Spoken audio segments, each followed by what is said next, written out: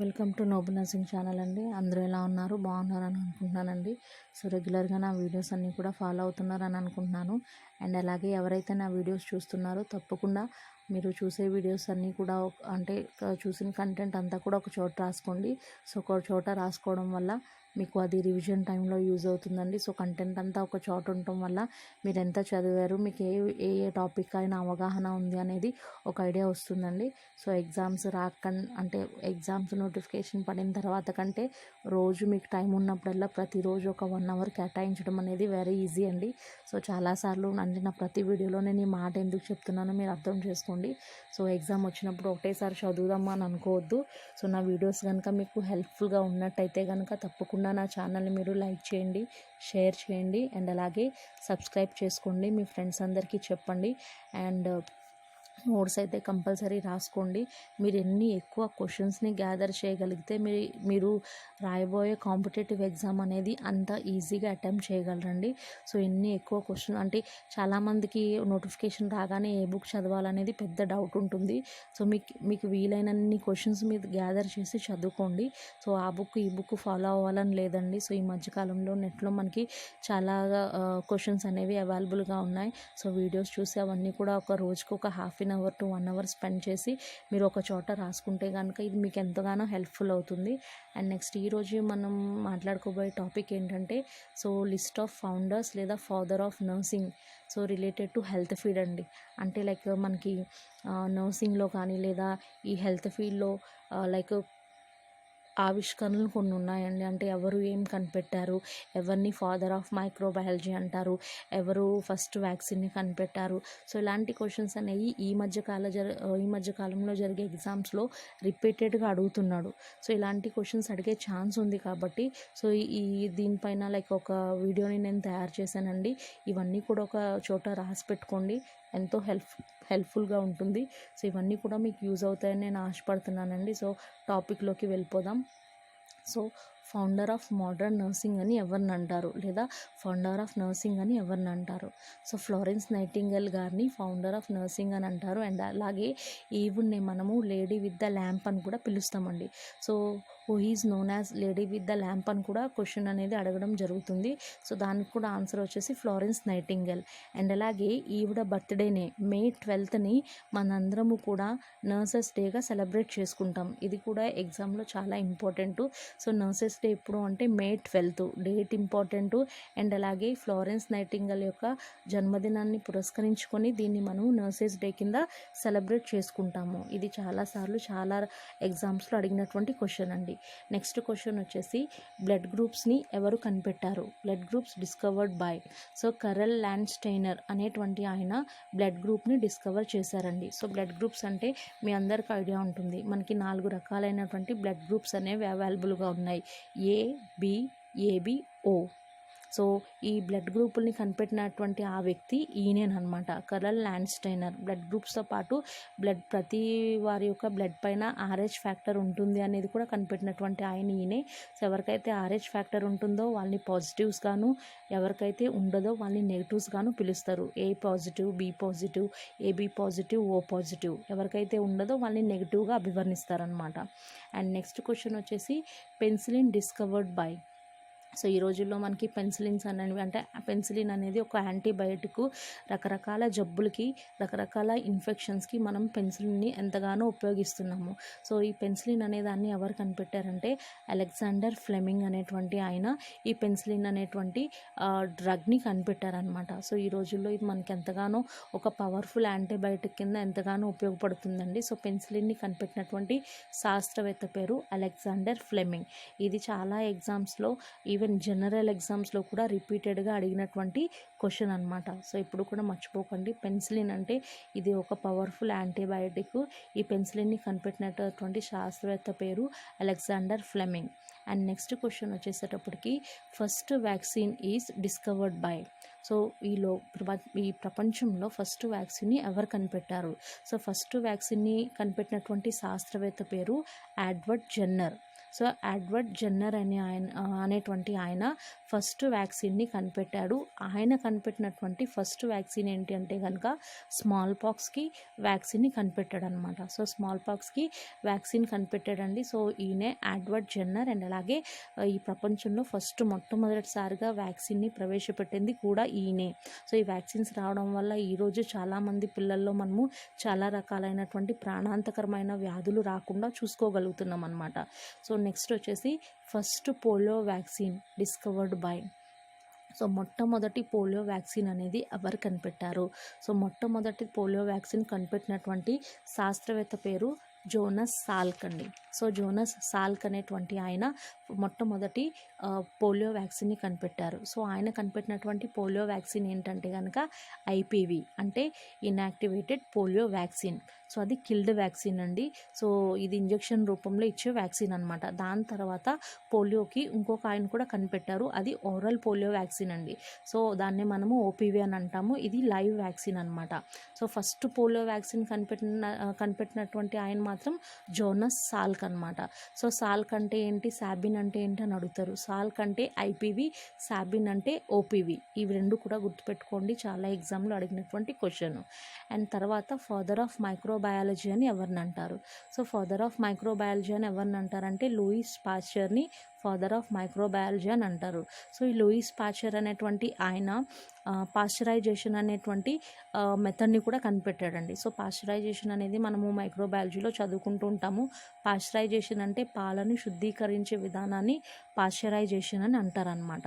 So pasteurisation ఎవరు కనిపెట్టారు అన్న ఈయన పేరే రాయాలి, ఫాదర్ ఆఫ్ మైక్రోబయాలజీ అన్న లూయిస్ పాస్చర్ అనే పేరే మనము రాయాలన్నమాట. సాధారణంగా ఎవరైతే ఈ మెడికల్ ఫీల్డ్లో పెద్ద పెద్ద డిస్కవరీస్ చేశారో వాళ్ళందరూ కూడా నోబెల్ గ్రహీతలేనండి. మ్యాక్సిమం 90% ఆఫ్ పీపుల్కి నోబెల్ ప్రైజెస్ విన్నర్స్ అనమాట. అండ్ నెక్స్ట్ క్వశ్చన్ వచ్చేసి ఫాదర్ ఆఫ్ మోడర్న్ మైక్రోబయాలజీ అని ఎవరిని అంటారు? So father of modern modern bacteriology అని రాబర్ట్ కోష్ని అంటారండి. సో ఈయన ఒక జర్మన్ శాస్త్రవేత్త. సో ఈయన ఎక్కువగా కూడా మైకోబాక్టీరియం ట్యూబర్క్లోసిస్ పైన అండ్ అలాగే విబ్రియో కలరా పైన రకరకాల రీసెర్చెస్ చేసి రకరకాల ఆవిష్కరణలు చేశాడండి. సో దాని కాబట్టి ఇన్ని ఫాదర్ ఆఫ్ మోడర్న్ బ్యాక్టీరియాలజీ అని అంటారనమాట.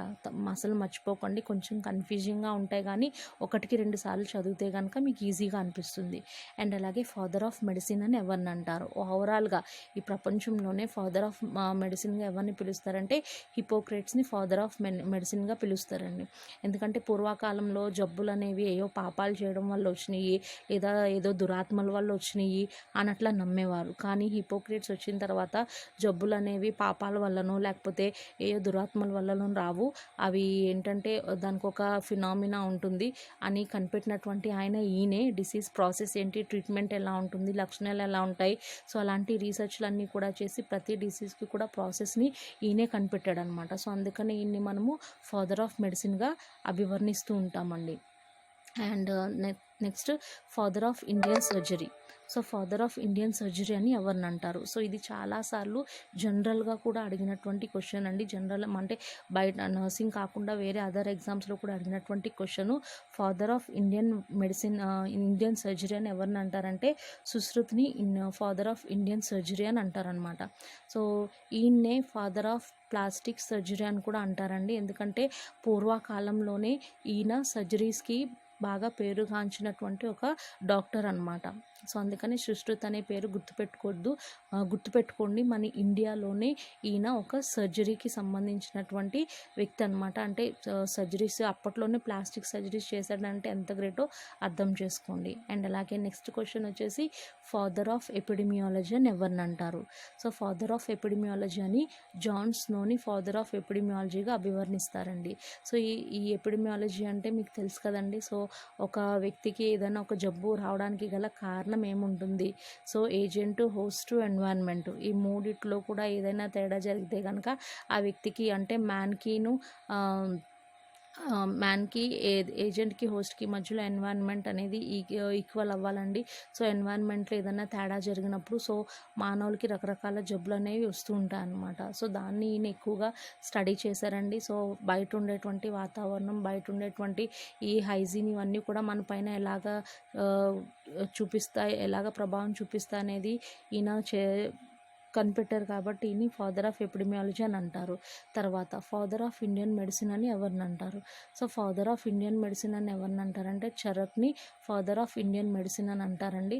సో గుర్తుపెట్టుకోండి, ఫాదర్ ఆఫ్ ఇండియన్ మెడిసిన్ అన్న, ఇండియన్ సర్జరీ అన్న, ఫాదర్ ఆఫ్ ఇండియన్ సర్జరీ అన్న, ఈ రెండు కూడా గుర్తుపెట్టుకోండి. సుశ్రుతిని ఫాదర్ ఆఫ్ ఇండియన్ సర్జరీ అంటారు. ఫాదర్ ఆఫ్ ఇండియన్ మెడిసిన్ వచ్చేటప్పటికి చరక్ అండి. మెయిన్ ఈయన ఆయుర్వేదిక్ పైన ఎక్కువగా కాన్సన్ట్రేట్ చేశారండి. ఆయుర్వేదిక్ సిద్ధాంతాలని ఎక్కువగా ఈయన డిస్కవరీస్ చేశాడు. సో ఈయన్ని ఫాదర్ ఆఫ్ ఇండియన్ మెడిసిన్గా అభివర్ణిస్తారు. నెక్స్ట్ ఫాదర్ ఆఫ్ జెనెటిక్స్ అని ఎవరిని అంటారు? సో ఫాదర్ ఆఫ్ జెనెటిక్స్ అని గ్రెగర్ మెండెల్. సో గ్రెగర్ మెండెల్ని ఫాదర్ ఆఫ్ జెనెటిక్స్గా అభివర్ణిస్తారండి. సో మెయిన్ ఈ జెనెటిక్ పరంగా జరిగినటువంటి అనేక ఆవిష్కరణలో ఈయన ఎంతగానో కృషి చేశారండి. సో జీన్స్కి సంబంధించి జీన్స్ ఎలా మారుతాయి, జీన్స్ అంటే జెనెటిక్స్ అంటే మీకు ఐడియా ఉంటుంది కదా. సో జీన్స్కి సంబంధించినటువంటి అనేక రకాలైనటువంటి రీసెర్చ్లు అవి ఈయన కండక్ట్ చేశారనమాట. సో దాంట్లో ఈయన రకరకాల డిస్కవరీస్ చేశారు కాబట్టి ఈయన్ని ఫాదర్ ఆఫ్ జెనెటిక్స్ అని అంటారనమాట.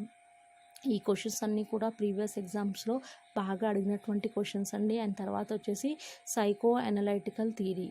సో సైకో అనలైటికల్ అనగానే ఇవన్నీ కూడా మనము సైకాలజీలో చదువుకుంటామండి. ఫస్ట్ ఇయర్లో నర్సింగ్ ఫస్ట్ ఇయర్లో జిఎన్ఎం అయినా బిఎస్సీ అయినా ఫస్ట్ ఇయర్లో సైకాలజీ అనే సబ్జెక్ట్ ఉంటుంది. సో అందులో మనకి సైకో అనలైటికల్ థియరీ అనేది ఉంటుందండి. సో ఈ సైకో అనలైటికల్ థియరీని సిగ్మండ్ ఫ్రూడ్ అనేటువంటి ఆయన కనిపెట్టాడు అనమాట. ఇందులో మెయిన్ ఒక మనిషి యొక్క బిహేవియర్ని ఐడి, సూపర్ ఈగోగా ఈయన అభివర్ణించాడు.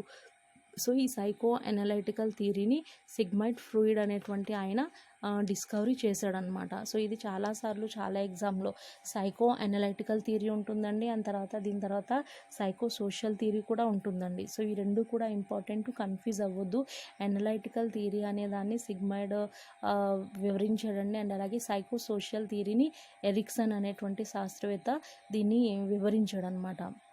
సో సైకో సోషల్ థియరీలో ఒక మనిషి యొక్క పుట్టినప్పటి నుంచి వాడు ఎదిగేవాడికి వాడి యొక్క సోషల్ ఫీలింగ్స్ లేక ఎమోషన్స్ అనేవి ఎలా ఉంటాయి, సో వాళ్ళు సోషల్ అంటే లైక్ సాంఘికంగా ఎలాగ అభివృద్ధి చెందుతాడు అనేది ఈ సైకో సోషల్ థియరీలో ఎరిక్సన్ అనే శాస్త్రవేత్త అభివర్ణిస్తాడు. సో సైకో సోషల్ థియరీని ఎవరు డిస్కవర్ చేశారు, సైకో అనలైటికల్ థియరీని ఎవరు డిస్కవర్ చేశారంటే కన్ఫ్యూజ్ అవ్వకుండా అనలైటికల్ థియరీనేమో సిగ్మైడ్ ఫ్రూయిడ్ అండ్ అలాగే సైకో సోషల్ థియరీనేమో ఎరిక్సన్ డిస్కవర్ చేశాడనేది గుర్తుపెట్టుకోండి. ఇది రీసెంట్గా జరిగినటువంటి ఆర్ఆర్బి ఎగ్జామ్లో కూడా అడిగారండి. తర్వాత ఇంటెలిజెన్స్ స్కోర్ లేదా క్యూసెంట్, దీన్ని ఎవరు కనిపెట్టారు? సో ఆల్ఫ్రెడ్ బిన్నెట్ అనేటువంటి శాస్త్రవేత్త ఈ యొక్క ఐక్యూని కనిపెట్టారనమాట. సో ఐక్యూ అంటే ఒక మనిషి యొక్క వయసును బట్టి ఆయనకి తెలివితేటలు ఉన్నాయా లేదా. ఫర్ ఎగ్జాంపుల్ చిన్నపిల్లల్ని నేను ఏబిసిడీలు చెప్పమంటే చెప్తారు, కానీ చిన్నపిల్లల దగ్గరికి వెళ్ళి 100లో నుంచి 50 తీస్తే ఎంత అంటే దే కాంట్ ఆన్సర్. అంటే ఏజ్కి తగ్గ తెలివితేటలు అనేవి ఉంటాయి. సో దాన్ని బట్టి ఆ ఏజ్కి తగ్గ తెలివితేటలు ఉన్నదా లేదా అనేది ఈ ఐక్యూ టెస్ట్ని బట్టి చెప్తారు. సో టోటల్గా టెస్ట్ని కనిపెట్టినటువంటి శాస్త్రవేత్త పేరే Alfred Bennett. So Bennett test అని ఐక్యూ టెస్ట్ అని అంటారు. ఇది కూడా లాస్ట్ టైం నేను అప్లోడ్ చేసినటువంటి వీడియో డయాగ్నోస్టిక్ టెస్ట్లు ఏవైతే ఉన్నాయో అందులో చూసామండి. అండ్ దాని తర్వాత గ్లాస్ లేదా మెర్క్యూరీ థర్మామీటర్ని ఎవరు కనిపెట్టారు? సో ఈ రోజుల్లో మనం థర్మామీటర్ జ్వరం వచ్చినప్పుడు థర్మామీటర్ని యూజ్ చేస్తాం కదండి. గ్లాస్ థర్మామీటర్, ఇందులో అయితే పాదరసం ఉంటుందో అది. సో దాన్ని గ్లాస్ థర్మామీటర్ అని అంటాము. సో ఆ థర్మామీటర్ కనిపెట్టినటువంటి శాస్త్రవేత్త పేరు డానియల్ గాబ్రియల్ ఫారెన్హీట్ అండి. సో ఈ డానియల్ గాబ్రియల్ ఫారెన్హీట్ అనేటువంటి ఆయన ఈ గ్లాస్ థర్మామీటర్ని లేదా మెర్క్యూరీ థర్మామీటర్ని కనిపెట్టారనమాట. సో మెర్క్యూరీకి వేడికి వ్యాకోచించే గుణం ఉంటుంది కాబట్టి సో బాడీలో హీట్ తగలగానే ఆ మెర్క్యూరీ అనేది పైకి వెళ్తుంది. సో పూర్వకాలంలో అయితే మెర్క్యూరీ ప్లేస్లో ఆల్కహాల్ని కూడా యూజ్ చేసేవారంటండి, కానీ ఈయన మాత్రం మెర్క్యూరీని పెట్టి థర్మామీటర్ని తయారు చేశాడు. అండ్ నెక్స్ట్ క్వశ్చన్ వచ్చేసి BP instrument discovered by. So BP ఇన్స్ట్రుమెంట్ని ఎవరు కనిపెట్టారు? సో బీపీ ఇన్స్ట్రుమెంట్ని కనిపెట్టినటువంటి శాస్త్రవేత్త పేరు సామ్యుయల్ సిగ్ఫ్రిడ్ కర్ల్ రిట్లర్ అండి. సో సామ్యుయల్ సిగ్ఫ్రిడ్ కర్ల్ రిట్లర్ అనేటువంటి ఆయన బీపీ ఇన్స్ట్రుమెంట్ని కనిపెట్టాడండి. సో ఇదే బీపీ ఇన్స్ట్రుమెంట్ని మనము బీపీ ఆపరేటర్స్ గాను స్పిగ్నోమానోమీటర్గా కూడా అభివర్ణించవచ్చు. అండ్ అలాగే నార్మల్ బీపీ, మనిషిలో నార్మల్ బీపీ ఎంత ఉంటుందో మీ అందరికీ ఐడియా ఉంది. So 120/80 mmHg. సో 120 అనేది సిస్టోలిక్ బీపీ అండి, 80 అనేది డయాస్టోలిక్ బీపీ. సో ఇది కూడా 2-3 ఎగ్జామ్స్లో అడిగినటువంటి క్వశ్చన్ అనమాట. తర్వాత stethoscope is discovered by. So స్టెథోస్కోప్ని ఎవరు కనిపెట్టారు? స్టెథోస్కోప్ని కనిపెట్టినటువంటి శాస్త్రవేత్త పేరు రినే లెన్నక్ అండి. సో రినే లెన్నక్ అనేటువంటి ఆయన స్టార్టింగ్ స్టెథోస్కోప్ని కనిపెట్టారు అనమాట. సో డయాగ్రామ్లో చూపిన విధంగా స్టార్టింగ్లో స్టెథోస్కోప్ అనేది డయాగ్రామ్లో చూపిన విధంగా ఉండేది. సో ఇప్పుడు మనం వాడేది వేరే, కానీ ఆ స్టెథోస్కోప్కి బేసిక్స్ మాత్రం ఈయనే వేశాడు కాబట్టి సో రినే లెన్నక్ అనేటువంటి ఆయన ఈ స్టెథోస్కోప్ని కనిపెట్టారు. సో ఇప్పుడు వాడేదంతా కూడా లేటెస్ట్ టెక్నాలజీతో మనం వాడుతున్నామండి. సో పూర్వకాలంలో స్టెథోస్కోప్ కనుక చూసుకున్నట్టయితే ఆ పక్కన డయాగ్రామ్లో చూపిన విధంగా ఉండేదన్నమాట. సో రినే లెన్నక్ పేరు మర్చిపోకండి, 1కి 2-3 సార్లు చదువుకుంటే కనుక మీకు ఈజీగా ఈ నేమ్స్ అనేవి గుర్తుంటాయండి. అండ్ తర్వాత ఫాదర్ ఆఫ్ సోషియాలజీ అని ఎవరిని అంటారు? సో ఇది కూడా చాలాసార్లు ఎగ్జామ్లో అడిగినటువంటి క్వశ్చన్ అండి. సో ఫాదర్ ఆఫ్ సోషియాలజీ అని అగస్టే కమిటీని అంటారండి. సో అగస్టే కమిటీ అనేటువంటి ఆయన సోషియాలజీలో చాలా విషయాల్ని కనిపెట్టాడు. సోషల్ ప్రాసెస్ని అండ్ అలాగే సోషల్ డైనమిక్స్ని, సోషల్ స్టాటిక్స్ని, ఇవన్నీ కూడా ఈయన కనిపెట్టాడండి. సోషియాలజీలో ఎంతగానో కృషి చేశాడు కాబట్టి ఈయనని ఫాదర్ ఆఫ్ సోషియాలజీ అని అంటారనమాట. సో చాలాసార్లు చాలా ఎగ్జామ్స్లో ఈవెన్ జనరల్గా జిఎన్ఎమ్స్ రాసేటువంటి సోషియాలజీలో కూడా ఇది ఒక ఇంపార్టెంట్ బిట్ అనమాట. ఫాదర్ ఆఫ్ సోషియాలజీ అని అగస్టే కమిటీనే అని అంటారు. సో ఇది గుర్తుపెట్టుకోండి, ఫస్ట్ ఇయర్ సోషియాలజీ రాసే వాళ్ళకి చాలా ఇంపార్టెంట్. నెక్స్ట్ క్వశ్చన్ వచ్చేసి who is father of paediatrics. So ఇది కూడా చైల్డ్ హెల్త్లో one of the very important viva question, at the same time బిట్స్లో కూడా రిపీటెడ్గా అడిగేటువంటి క్వశ్చన్ అండి. సో ఫాదర్ ఆఫ్ పీడియాట్రిక్స్ అని ఎవరిని అంటారంటే అబ్రహాం జాకోబ్ని ఫాదర్ ఆఫ్ పీడియాట్రిక్స్ అని అంటారండి. సో టోటల్గా ఇవన్నీ కూడా క్వశ్చన్స్ అండి. ఎవరిని ఫాదర్ ఆఫ్ ఏంటి అని అంటారు. సో చాలా ఉన్నాయండి, కానీ ఇందులో నేను ఇప్పుడు చెప్పినవి మాత్రం ఎక్కువగా మనకి రిపీటెడ్గా అడుగుతున్నటువంటి క్వశ్చన్ అనమాట.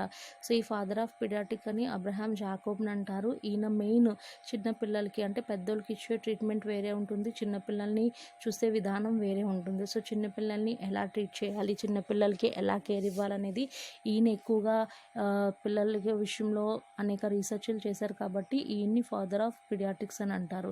అండ్ అలాగే నేను ఇప్పుడు చెప్పినటువంటి పాయింట్స్ అన్నీ కూడా ఎవరు ఏం కనిపెట్టారు అనేది ఒక పేజ్లో మీరు రాసుకున్నట్టయితే కనుక ఇది మీరు ఎగ్జామ్కి వెళ్ళే ముందు చూసుకుంటే మీకు ఎంతగానో హెల్ప్ఫుల్ అవుతుందండి. నోట్స్ అయితే రాసుకోండి.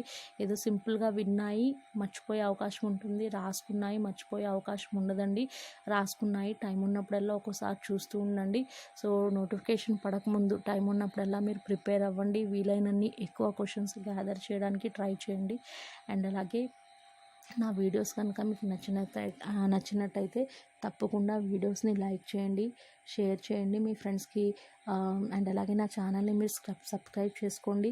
ఏవైనా టాపిక్స్ పైన మీకు ఇంకా ఏదైనా ఇన్ఫర్మేషన్ కావాలి, ఏదైనా వీడియో కావాలి అంటే కనుక డెఫినెట్గా మీరు నాకు కమెంట్ రూపంలో తెలియచేయండి. సో ప్రీవియస్ వీడియో పైన ఎవరైతే కమెంట్స్ పెట్టారో అండ్ అలాగే ఎవరైతే కొత్తగా సబ్స్క్రైబ్ చేసుకున్నారో వాళ్ళందరికీ థ్యాంక్ యూ సో మచ్ అండి. సో అండ్ అలాగే మీ ప్రిపరేషన్కి కూడా మీ అందరికీ ఆల్ ది బెస్ట్ అండి. మంచిగా ప్రిపేర్ అవ్వండి, ఉన్న టైంని యూజ్ చేసుకోండి. సో మనకి కొత్త టైం అంటూ ఏది రాదు, ఉన్న టైంలోనే మనము టైంని వినియోగించుకొని ఎగ్జామ్స్కి ప్రిపేర్ అవ్వడం అనేది చాలా మంచిది. సో ఎగ్జామ్లో ఒక్కసారిగా మీరు చదవలేరు కాబట్టి టైం ఉన్నప్పుడల్లా కాస్త చదువుకుంటే అది మీరు ఎగ్జామ్ రాసేటప్పటికి మీకు బోల్డ్ అని క్వశ్చన్స్ అనేవి గ్యాదర్ అవుతాయండి.